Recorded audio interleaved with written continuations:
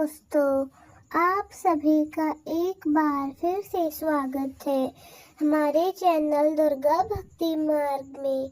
आज मैं आप सभी को इस वीडियो में सुनाऊंगी बुधवार के दिन सुनी जाने वाली गणेश जी महाराज की कहानी। बहुत समय पहले की बात है। किसी गांव में एक बुढ़िया माई अपने बेटे और बहू के साथ रहती थी। उनका बेटा बाहर कमाने के लिए गया हुआ था। उसके पीछे से बुढ़िया माई अपनी बहू के साथ रहती थी। उनकी बहू उन्हें खाने पीने के लिए कुछ नहीं देती थी। सारा बनाया हुआ खाना खुद खा जाती थी और थोड़ा सा जमीन पर गिरा देती थी। जब सास भोजन के लिए पूछती तो वह चूहों का झूठा नाम लगा देती और कहती कि पता नहीं माँ जी, खाना तो रखा था, शायद चूहों ने गिरा दिया होगा। बुढ़िया माई गणेश जी भगवान की परम भक्त थी। वह सुबह शाम गणेश जी महाराज का नाम जपा करती थी और उनकी पूजा अर्चना करती थी। एक दिन उन्हें खबर हुई कि उनका बेटा शहर से वापस आ रहा है। यह सुनकर वे बहुत खुश हुई।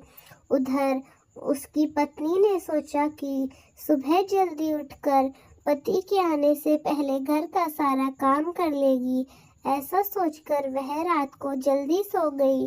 दूसरी तरफ गणेश जी ने सोचा, यह हर रोज स्वयं भोजन खा जाती है और मेरे चूहों का झूठा नाम लगा देती है और अपनी सास को खाने के लिए कुछ नहीं देती, इसे भूखा रखती है। इसलिए आज इसे सबक सिखाना होगा। बहू रोज अपना कमरा बंद कर साड़ी खूंटी पर टांग कर सोती थी। उसने उस दिन भी ऐसा ही किया। उसके सोते ही गणेश जी ने चूहों को आदेश दिया कि इसकी साड़ी को अपने बिल में छुपा दो। चूहों ने ऐसा किया। जब वह सुबह जल्दी उठी तो साड़ी ढूंढने लगी। साड़ी खूंटी पर नहीं थी। उसने इधर उधर देखा पर साड़ी नहीं मिली। वह वहां पर बैठकर रोने लगी। बाहर उसका पति आया था। सास ने आवाज लगाई, बहू देख, मेरा बेटा आ गया।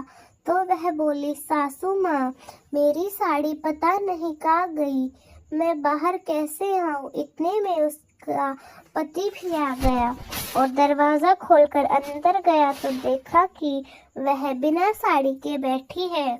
वह उसे मारने लगा और बोला, झूठ बोलती है, बंद कमरे में से साड़ी कहाँ जाएगी। तब उस कमरे में उसकी सास आती है। वह आसपास चूहों के बिल में साड़ी का पल्लू दिखाई पड़ता है, जिसे देखकर सास बहू बोलती है कि बेटा तू सच कह रही थी, साड़ी तो चूहों के बिल में है।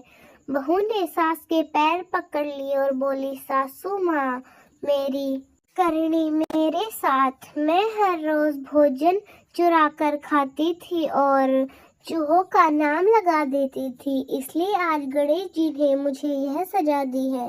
उस दिन से बहू के मन में गणेश जी के प्रति अटूट विश्वास और अटूट श्रद्धा भाव हो गया।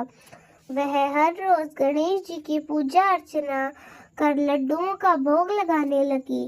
गणेश जी की कृपा से उनका घर धन संपत्ति से भर गया। तो दोस्तों बोलिए, गणेश जी महाराज की जय। तो दोस्तों, कैसी लगी आपको हमारी आज की कहानी, कमेंट्स में ज़रूर बताएं। धन्यवाद।